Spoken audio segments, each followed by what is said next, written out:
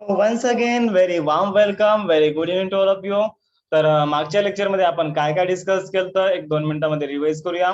तर सर्वात पहिल्यांदा आपण रेनॉल्ड्स नंबर काय असतो आपण तो डिस्कस केला. तर रेनॉल्ड्स नंबरचा formula Reynolds number equals to VC into rho D upon eta. याच्यामध्ये व्हीसी काय असतो, रो काय असतो, डी काय असतो आणि इटा काय असतो या गोष्टी आपण बघितल्या होत्या. त्याच्यानंतर रेनॉल्ड्स नंबरला युनिट नसतं आणि तो डायमेन्शनलेस आहे. ओके, त्याला डायमेन्शन बी नसतं. युनिटलेस अँड द डायमेन्शनलेस. त्याच्यानंतर रेनॉल्ड्स नंबर जर लेस दॅन 1000 असेल तर अशा फ्लोला आपण म्हणलं होतं स्ट्रीमलाईन फ्लो किंवा लॅमिनार फ्लो. ग्रेटर दॅन 2000 असेल तर अशा फ्लोला आपण म्हणलं होतं टर्ब्युलंट. अरे हा पॉईंट आपण याच्यामध्ये सांगितलं होतं बघा. त्याच्यामध्ये बघा difference between the laminar flow and the turbulent flow. बघा लॅमिनार फ्लो साठी for this flow Reynolds number is less than 1000 आणि for this flow Reynolds number is greater than 2000. Yes, आपण हे सांगितलं होतं. त्याच्यानंतर आपण डिस्कस केलं की यार ये विस्कोसिटी क्या होता है. विस्कोसिटी म्हणजे काय असतं, a property of a fluid by virtue of which the relative motion between the different layers of fluid experiences a dragging force is called as the viscosity. मला वाटतं ही डेफिनेशन तुम्हाला जर समजा हार्ड जात असेल तर दुसरी डेफिनेशन लिहून घ्या. या ठिकाणी मी तुम्हाला लिहून देतो विस्कोसिटीची दुसरी डेफिनेशन. यस, दुसरी डेफिनेशन लिहा विस्कॉसिटीची. जर समजा ती डेफिनेशन तुम्हाला हार्ड वाटत असेल तर एकदम इझी डेफिनेशन आहे. Okay, the internal resistance of the internal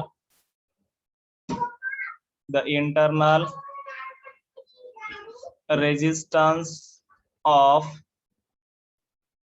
flow of liquid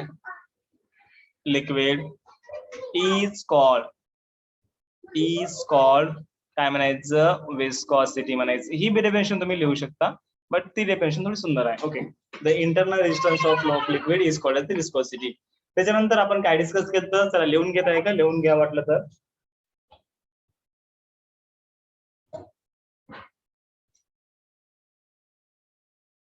तर त्याच्यानंतर आपण काय काय डिस्कस केलं बघा.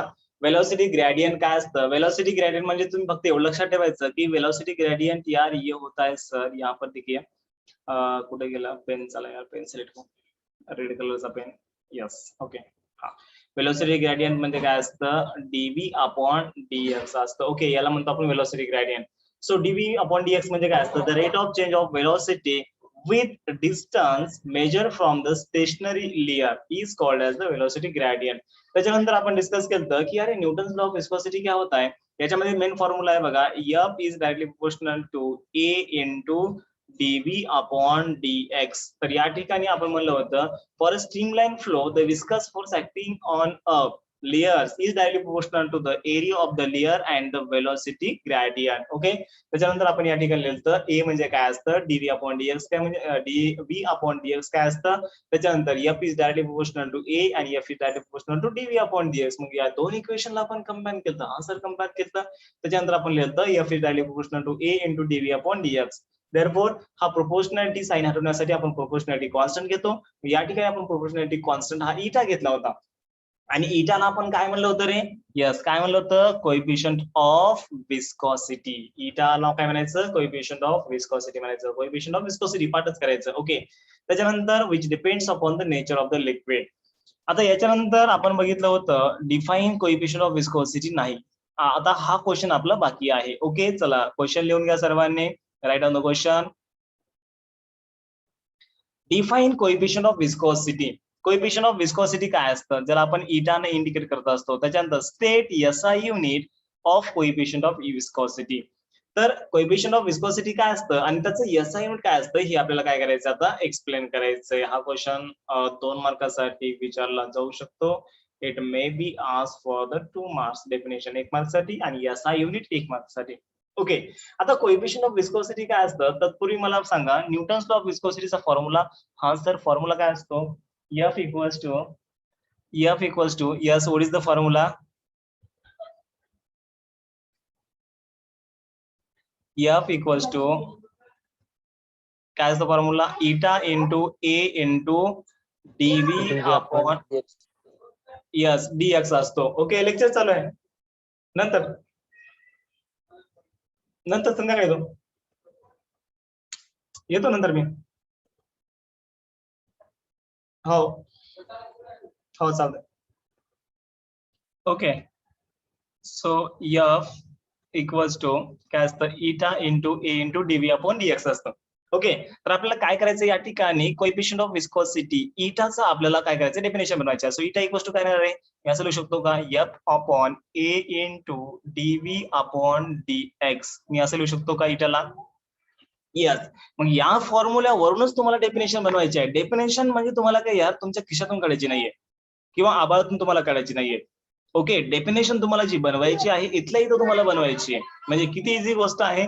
तर बघा काय बनेल डेफिनेशन कोएफिशियंट ऑफ विस्कोसिटी म्हणजे the viscous force acting on the fluid per unit area of the layer of the fluid per unit velocity gradient म्हणजे रेशिओ ऑफ द काय म्हणू शकतो ratio of the yes viscous force acting on the fluid to the काय म्हणू शकतो area of the layer of the fluid and the velocity gradient. Yes, आलं लक्षामध्ये definition. बघा या ठिकाणी पुन्हा एकदा सांगतो इटा इक्वल्स टू काय आहे हा सर एफ अपॉन ए इंटू डीबी अपॉन डीएक्स आहे. आता या ठिकाणी आपण हा जो एफ आहे हा एफ म्हणजे विस्कस फोर्स असतो बरोबर आहे. एफ म्हणजे काय असतो विस्कस फोर्स असतो. म्हणजे असं म्हणू शकतो का the coefficient of viscosity is the viscous force acting on the flow of the liquid per unit. याला मी डिवायडेशनला पर युनिट म्हणू शकतो. यस ऑफकोर्स म्हणू शकतो पर युनिट. ए म्हणजे काय area of the layer of the fluid per unit d v upon d x म्हणजे काय yes this is the what velocity gradient. म्हणजे या ठिकाणी डेफिनेशन काय येईल the viscous force per unit area per unit velocity gradient म्हणजे per unit area per unit velocity gradient is called as the coefficient of viscosity. yes लक्षामध्ये म्हणजे eta equals to yes viscous force per unit area per unit velocity gradient is called as the coefficient of viscosity. आता याचं unit काय आहे SI unit बघा याचं काय आहे हे तुम्हाला लक्षात ठेवायचं आहे. SI युनिट आहे याचं newton second per metre square. Yes कसं युनिट आहे याचं newton second per metre square हे SI युनिट आहे. किंवा यालाच तुम्ही काय म्हणू शकता डेकॅपॉइज म्हणू शकता. काय म्हणू शकता डेकॅपॉइज म्हणू शकता. तर newton second per metre square म्हणा किंवा यालाच तुम्ही डेकॅपॉइज बी म्हणू शकता. So this is the SI unit of the coefficient of viscosity. Yes असं काही विद्यार्थ्यांना प्रश्न पडला असेल की यार ठीक है सर ने तो बताया एसपी सर ने मैं बताया क्या बताया भैया SI यूनिट बताया कोएफिशिएंट ऑफ विस्कोसिटी का अभी अभी हम बताया. चलो ठीक है पेन चेंज कर लेते हैं यार ब्लैक कलर में थोड़ा. Okay Newton second per metre square और उसी को हमने बोला डेकैपॉइज. लेकिन सर ये यूनिट कैसे डिराइव किया बताता हूँ डोंट वरी. बघा इटा इक्वल्स टू फॉर्म्युला काय राजांनो एफ आहे अपॉन काय आहे ए इंटू डीवी अपॉन डीएक्स. फॉर्मूले कुछ डाउट नहीं सर अभी अभी हमने देखा न्यूटन्स लॉ ऑफ विस्कोसिटी का न्यूटन्स को कैसे बोल सकते यार. ओके त्याच्यानंतर बघा या ठिकाणी आता याचं युनिट बघायचंय. एफ म्हणजे फोर्स फोर्स युनिट काय रे न्यूटन सर. ए म्हणजे एरिया एरियाचं युनिट काय रे मीटर स्क्वेअर. आता हे व्ही डीव्ही म्हणजे असतं व्ही. ओके व्ही म्हणजे वेलोसिटी वेलोसिटी युनिट मीटर पर सेकंड आणि हे डीएक्स म्हणजे डिस्टन्स डिस्टन्स युनिट मीटर. तर हे मीटर मीटर या ठिकाणी कॅन्सर. आता या ठिकाणी बघा आता हे पर सेकंद आहे म्हणजे इथे एक डिवायडेशन आहे इथे एक डिवायडेशन आहे तर हे सेकंद जाईन वर तर हे newton second per metre square. आलं लक्षामध्ये म्हणजे कोएफिशिएंट ऑफ विस्कोसिटीचं SI युनिट काय येणार आहे newton second per metre square. और यहाँ पर भी newton second per metre square. मतलब फाइनली हमने दोस्तों प्रूव किया है कि जो भी हमने यूनिट डिराइव किया है ये हमने फॉर्मूले से ऑब्टेन किया है और ये हमारा करेक्ट है. यस आलं लक्षामध्ये सर्वांच्या युनिट कसं डिराइव केलं वगैरे. त्याच्यानंतर या ठिकाणी बघा 1 newton second per metre square which is equal to काय असतं 1 डेकॅपॉइज असतं. बट 1 डेकॅपॉइज म्हणजे असतं 10 पॉइज. डेका म्हणजे काय असतं 10 असतं सर्वांना माहित आहे. म्हणजे 1 newton second per metre square which is equal to 1 decapoise and which is equal to 10 poise असतात. यस आलं लक्षामध्ये सर्वांच्या. त्याच्यानंतर आता पुढचं आपल्याला लॉ बघायचं आहे state Stokes law. Stokes law काय असतो हे आता आपल्याला डिस्कस करायचंय. एकदम इझी आहे स्टोक्स लॉ.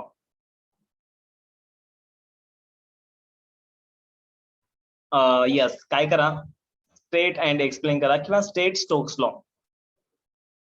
या ठिकाणी या क्वेश्चनला थोडं मॉडिफाय करा.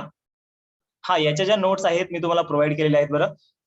स्टेट अँड एक्सप्लेन एक्सप्लेन असा क्वेश्चन घ्या 2 मार्कसाठी state and explain Stokes law. Okay आणि this question may be ask for the 2 marks and this is the IMP question. या क्वेश्चनला करा IMP mark state and explain Stokes law. एकदम easy question आहे. सर्वांनी अरे मला एकदा चेक करते बरं रेकॉर्डिंग आपण स्टार्ट केली का. यस केलेली आहे.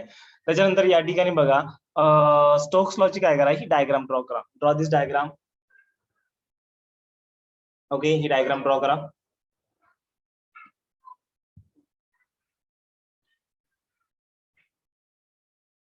राजांनो, state and explain the Stokes law म्हणले. तर स्टोक्स नावाचा एक सायंटिस्ट आहे, तर त्याचा लॉ आपल्याला काय करायचं, स्टेट करायचा आणि त्याचं आपल्याला एक्सप्लेनेशन मिळायचे 2 मार्क्ससाठी. एकदम इझी आहे यार. काय इझी आहे, सगळ्या गोष्टी सांगतो, काहीच टेन्शन घेऊ नका. बघा या ठिकाणी डायग्राम सर्वांनी ड्रॉ केलेले आहे, बट सर आम्हाला डायग्रामचं काही कळत नाहीये. अरे ओके, टेन्शन घेऊ नका. आपण काय केलं राजांनो, एक आपण बकेट घेतलेली आहे. हा सर बकेट घेतली. ओके, या ठिकाणी आपण बकेट घेतली, किंवा आपण टंकी घ्या. हा सर टंकी घेऊया. त्याच्यानंतर या टंकीमध्ये आपण काय भरलं राजांनो, ग्रीस भरलेला आहे. काय भरलं, क्या बात आहे सर. अरे भरलं जाऊ द्या, क्या बात आहे म्हणायची काय गरज आहे. ओके, याच्यामध्ये आपण काय भरलं, ग्रीस भरलं.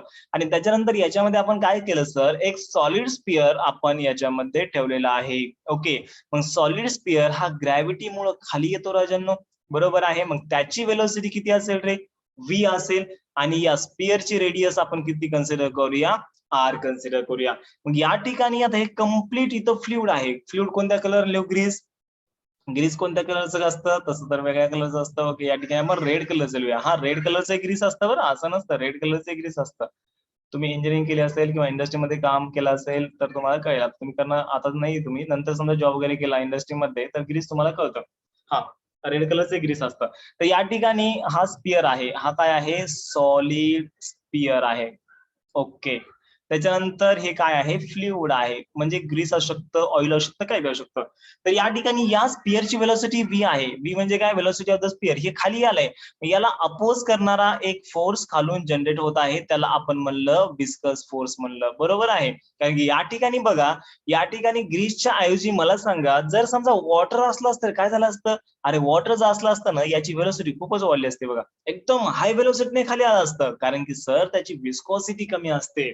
आणि that's a correct point my boy. Okay, मग या ठिकाणी काय आहे, ग्रीस असल्यामुळे याची विस्कॉसिटी जास्त आहे. मग हा विस्कस फोर्स किती आहे, याचं अमाऊंट जे असतं ते सर्वात पहिल्यांदा स्टोक्स नावाच्या सायंटिस्टने आपल्याला सांगितलं. मग स्टोक्स नावाच्या सायंटिस्टने काय सांगितलं, viscous force acting on the sphere of a solid किंवा सॉलिड स्पिअर. ओके, मग याच्यावर जो विस्कस फोर्स ऍक्ट होतो त्याला आपण एफई म्हणूया. एफई म्हणजे काय असतो, viscous force acting on the solid sphere is directly proportional to, तो कशाच्या डायरेक्टली प्रोपोर्शनल असतो, product of the coefficient of viscosity, नंतर radius of the sphere and the velocity of the sphere. जर समजा तुम्ही वेलोसिटी वाढवली, विस्कस फोर्स वाढतो. जर समजा तुम्ही रेडियस वाढवली तर स्पिअरची विस्कस फोर्स वाढतो. आणि जर समजा तुम्ही कोएफिशियंट ऑफ विस्कॉसिटी वाढवली त्या फ्लुइडची, तर काय होतो, विस्कस फोर्स वाढतो. मग हा प्रोपोर्शनॅलिटी साइन जर आपल्याला हटवायचा असेल तर आपण काय घेतो राजांनो, एक कॉन्स्टंट घेतो. या ठिकाणी आपण इम्पेरिकल कॉन्स्टंट घेतलेला आहे. कोणता घेतलेला आहे, 6 पाय घेतलेला आहे. या ठिकाणी 6 pi into eta into R B. So this is the Stokes law. आता या ठिकाणी मग सर याचं स्टेटमेंट काय आहे, आणि हे जे मी तुम्हाला मॅथमॅटिकल फॉर्म मध्ये सांगितलेलं आहे, याला जस्ट तुला वर्डिंगच्या फॉर्म मध्ये राजा कन्वर्ट करायचंय. And this will be the final state of the Stokes law. क्या बात है सर, मतलब इतना इजी, अरे इतना इजी है. देखो क्या दिया है स्टेटमेंट में, the viscous force acting on a small sphere following through a medium is directly proportional. अरे बघा मी काय सांगितलं होतं, हे सांगितलं होतं तुम्हाला मी, F is directly proportional to eta into RV सांगितलं होतं. F म्हणजे काय असतो, आता या ठिकाणी थोडं करेक्शन करा, या F फोर्सला FV करा, या ठिकाणी FV करा. Okay, that is the viscous force, लक्षात आलं पाहिजे. हा F म्हणजे फोर्स तर असतोच, बट या ठिकाणी विस्कस फोर्स. मग काय स्टेटमेंट आहे, याच्यावर बनवा ना. एफव्ही म्हणजे विस्कस फोर्स, कुणावर, त्या स्पिअरवर. म्हणजे the viscous force acting on the sphere is directly proportional to product, कुणाचा प्रोडक्ट, इज डायरेक्टली प्रोपोर्शनल. बघा या ठिकाणी the viscous force acting on a small sphere following through a medium is directly proportional to the radius, is directly proportional to the radius of the sphere, its velocity through the fluid and the coefficient of viscosity. या ठिकाणी is directly proportional to the product म्हणू शकता, किंवा E directly proportional to the radius म्हणू शकता, त्याच्यानंतर velocity म्हणू शकता, किंवा कोएफिशियंट ऑफ विस्कोसिटी म्हणू शकता. म्हणजे F V directly proportional to eta R V. आता या ठिकाणी त्यांनी प्रोडक्ट शब्द दिला नाही, but is directly proportional to the product of the, कारण की मल्टिप्लिकेशन आहे ना, is directly proportional to the product of the coefficient of viscosity, radius of sphere and the V म्हणजे वेलोसिटी ऑफ द स्पियर, किंवा product जरी शब्द तुम्ही नाही लिहिला तरी पण चालतं, काही हरकत नाही. तर कसं म्हणायचं, FV म्हणजे काय, the viscous force acting on the small sphere following through a viscous medium is directly proportional to, alpha म्हणजे directly proportional to the, E directly proportional to कुणाला, इटा म्हणजे कोएफिशियंट ऑफ विस्कोसिटी, आर म्हणजे radius of sphere आणि V म्हणजे velocity of the sphere. त्याच्यानंतर हा proportionality sign आपण हटवला आणि एक कॉन्स्टंट घेतला, दॅट इज द 6 पाय आपण घेतलेला आहे. 6 pi is the empirical constant. Okay, so FV equals to 6 pi into इटा RV. त्याच्यानंतर एफ म्हणजे काय असतं, विस्कस फोर्स असतो, इटा म्हणजे काय असतं, कोएफिशियंट ऑफ विस्कोसिटी असतं, आर म्हणजे रेडियस ऑफ स्पियर आणि व्ही म्हणजे असतं velocity of the sphere. Yes, I hope सर्वांना स्टोक्स लॉ समजलेला असेल. काही अडचण असेल तर तुम्ही विचारू शकता. यस, एनी डाऊट, काही अडचण आहे तुम्हाला याच्यामध्ये?